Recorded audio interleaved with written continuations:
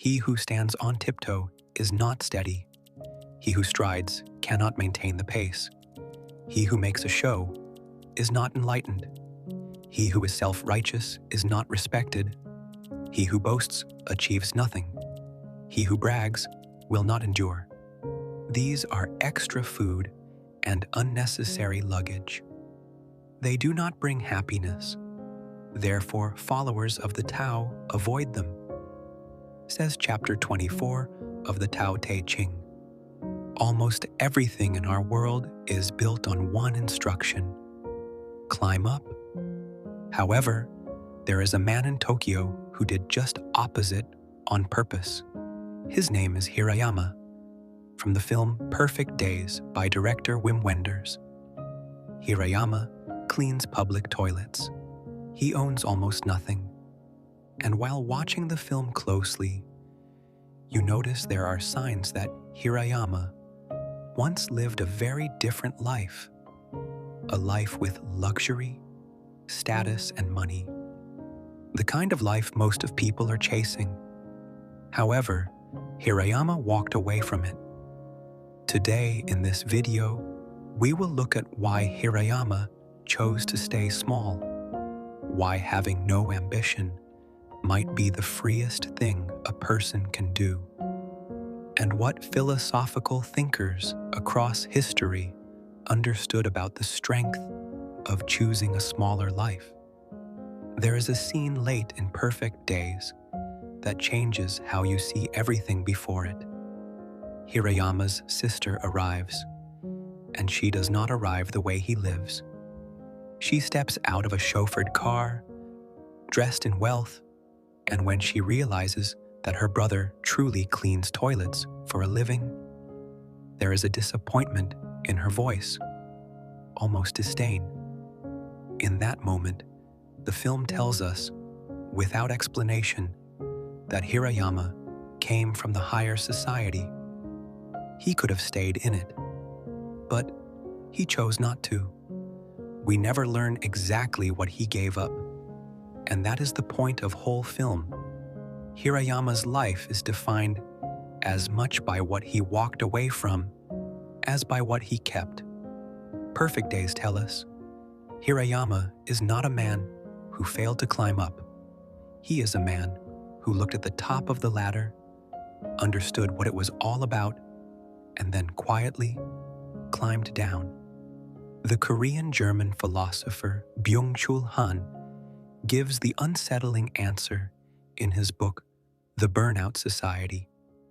According to Han, we no longer live in a society of obedience. We live in a society of achievement. We are not the worker being exploited from above. We have become our own bosses, driving ourselves willingly and endlessly toward more. Han writes that the achievement subject is predator and prey at once. The exploiter and the exploited are now the same exhausted person. Take example of the quiet Sunday evening dread. We feel guilty for not starting.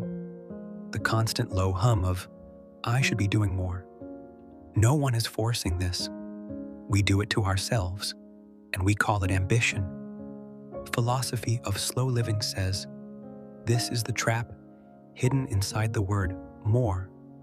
In modern society, ambition promises freedom. Work hard enough and one day you will be free. But the finish line keeps moving away because we are the ones moving it. Hirayama has simply climbed down from this. He does his work well, and then he stops. There's no next big thing he is reaching for, which means there is no one left to exhaust him.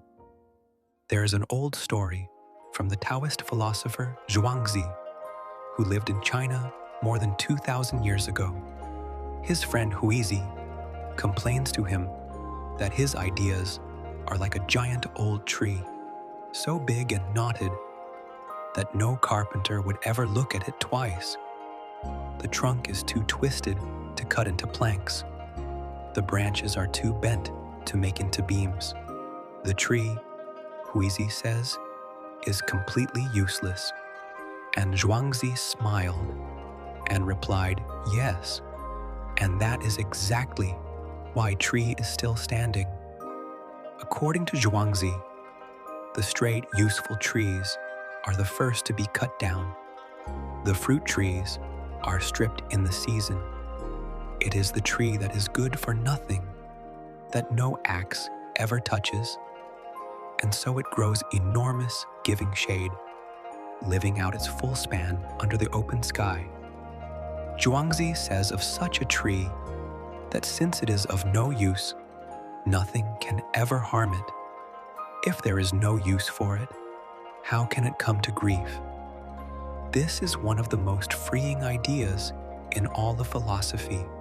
We spend our lives trying to be useful, productive, valuable, and in demand. However, Zhuangzi points out the hidden cost of that. The more useful you make yourself to the machine, the more the machine will use you up. The person who is endlessly available, ambitious, and optimizing is the straight tree marked for the cut down. Needless to say, Hirayama to such a world is the useless tree. To the world of careers and status, he is nobody, a man with no title, ambition, and nothing to envy. This precisely because he wants nothing the world is fighting over. So the world leaves him alone. His mornings and evenings are his own. He has made himself, in the gentlest possible way, free. The highest good is like water. Water gives life to all things and does not compete. It flows in places men reject, and so is like the Tao, says Lao Tzu. 2,500 years ago, Lao Tzu noticed something we have almost completely forgotten, that there is enormous strength in staying low. Lao Tzu says, water never struggles to climb.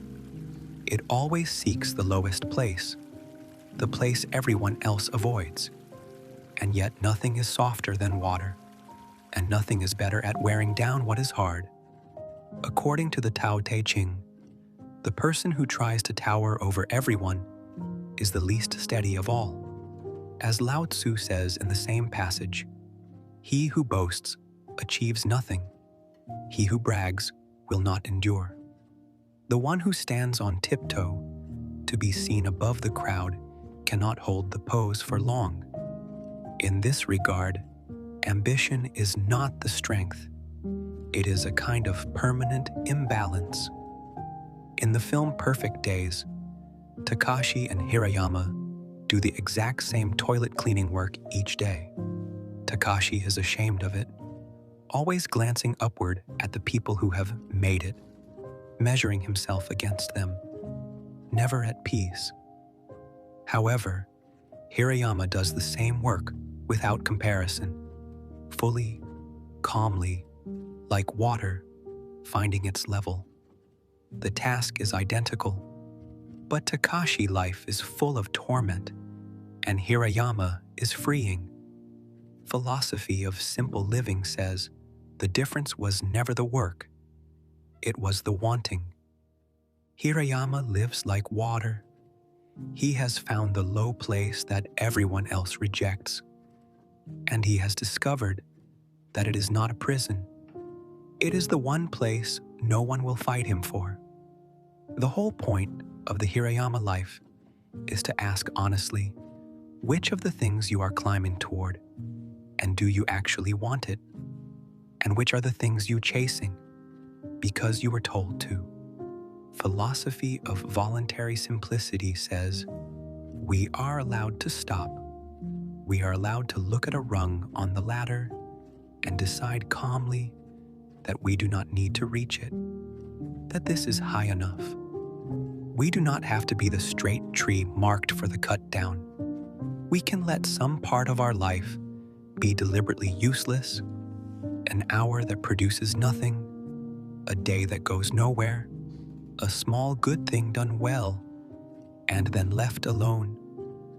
If we do this, our lives will not get bigger. They will get simpler.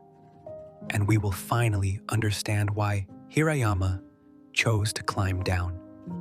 That's all for today's video. If you enjoyed this video, please don't forget to give it a thumbs up and subscribe to our channel for more empowering content. Thanks for watching.